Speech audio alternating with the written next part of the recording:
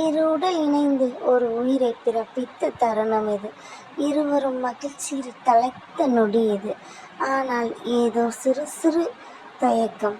நம்மை யாரும் பிரித்து விடுவார்களோ என்ற எண்ணம். என்றும் நம் இருவரும் ஓர் உயிராக வாழும் தருணத்தில் இன்னொரு உயிரை சுவாசிக்கும் சுமக்கும் உயிர் நீ. உன்னை என் தாயாக பாவித்து, தந்தையாக நேசித்து, உயிராக சுவாசிக்கிறேன். என்றும் உன்னை மறவாத சிஷ்யனாக வாழும் துறவி நானடி. 7 ஜென்மம் தாண்டி உன்னோடு வாழ ஆசைதானடி. இருந்தும் தயக்கம் ஏனடி?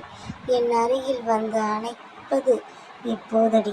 காவேரி ப்ரெக்னென்ட் ஆகிட்டாங்கிறது குடும்பத்துக்கு தெரிஞ்சிச்சு. ஸோ கருவை கலைக்கணும் அப்படின்னு முடிவு பண்ணியிருக்காங்க. இதை பற்றி நீங்கள் என்ன நினைக்கிறீங்க மக்களே? வீடியோ எப்படி இருக்குன்னு மறக்காமல் கமெண்ட் பண்ணுங்கள். இந்த மாதிரி வீடியோ அப்லோட் பண்ணலாமா அப்படின்னு மறக்காமல் சொல்லலாம்.